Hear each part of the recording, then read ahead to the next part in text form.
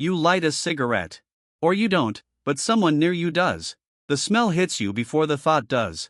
Your brain reacts before you even decide how you feel about it. That reaction is old, much older than you think. You probably assume smoking is a modern habit, something from factories and advertising and Hollywood films.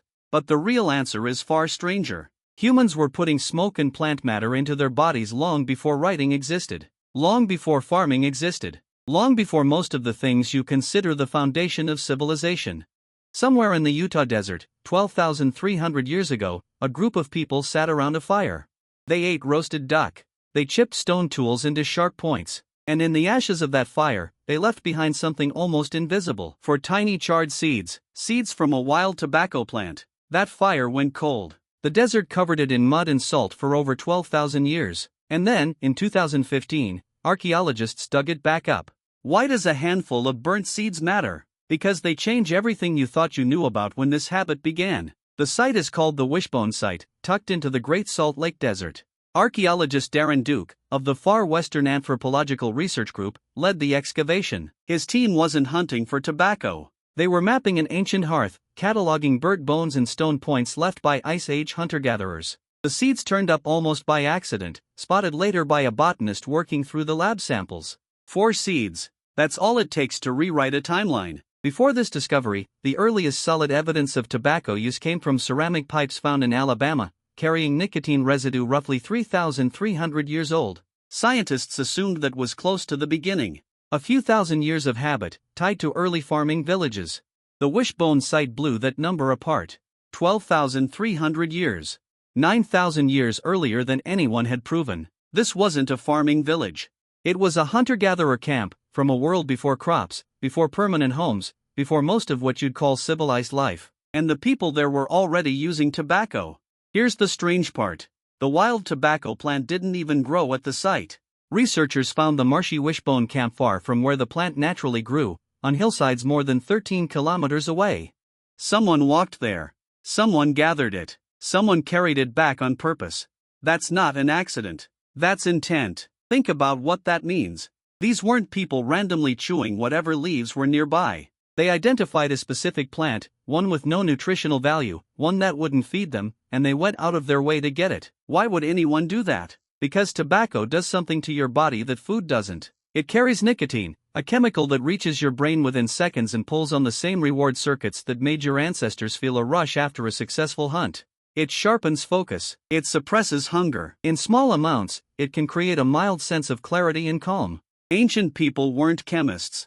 But they didn't need to be. Bodies notice what feels different, and word travels fast around a fire. Duke and his team believe the seeds were likely twisted into wads with leaves and stems, then chewed or sucked for their effect, seeds spit out along the way. Whether these same people also smoked the plant, letting the smoke rise straight into their lungs, is something researchers still can't confirm from this site alone. But the door is wide open. Because later evidence shows something remarkable. Ancestors of the Pueblo people in what's now Arizona were still chewing wild tobacco between 1 and 2,000 years ago, keeping a habit alive across 10,000 years of change. 10,000 years. Empires rose and fell in less time than that. So somewhere between hunting mammoths and building the first cities, humans found a plant that changed how they felt, and they never let it go. Now here's the twist that should really stop you. This was not a slow discovery made by farmers experimenting with crops in their fields. This was hunter-gatherers, people constantly on the move, carrying almost nothing they didn't need. And they made room. Room in their bags, room in their routines, room in their fires, for a plant that gave them no calories and no warmth. Just a feeling. That tells you something about what a human actually is. Not just a creature trying to survive. A creature trying to feel a certain way while surviving. Some researchers even suspect this drive toward intoxicants may have nudged early humans toward farming itself. If wild tobacco was worth carrying 13 kilometers, imagine what it was worth planting close to home. The desire for a substance that alters your mood may have shaped, in some small way, the earliest steps toward growing your own food on purpose. Domesticated tobacco eventually appeared in South America, roughly 8,000 years ago, cultivated rather than gathered wild. A plant humans liked enough to stop searching for and start growing. And once that happened, it spread. Pipes, cigars, snuff. Chewing tobacco passed between hands and cultures for thousands of years, carried across trade routes long before Europeans ever crossed the Atlantic and brought it back home with them, where it exploded into a global habit within a few short centuries. Which brings you back to now. To the pack in someone's pocket. To the vape pen on a desk. To the smell that hit you before you even noticed it. Your brain's relationship with nicotine isn't some modern glitch caused by advertising executives in the 20th century. It's ancient.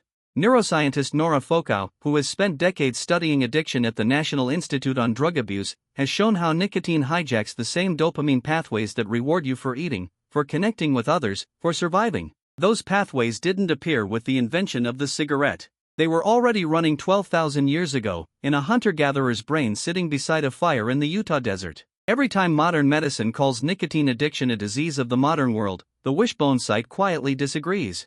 This isn't new. It's one of the oldest documented relationships between a human body and a plant that changes how that body feels. What's actually new is the scale. A hunter-gatherer walked 13 kilometers to gather a handful of wild leaves.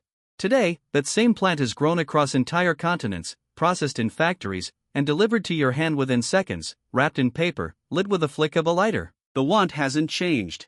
Only the distance between you and getting what you want. So the next time you catch that smell, that mix of smoke and something faintly sweet, understand what your brain is actually responding to. Not a modern habit. Not a 20th century invention. A 12,000-year-old conversation between a plant and a nervous system that has never stopped listening. You light a cigarette, or you don't. But somewhere in the ash of a fire that went cold 12,000 years ago, someone already knew exactly why you'd want to.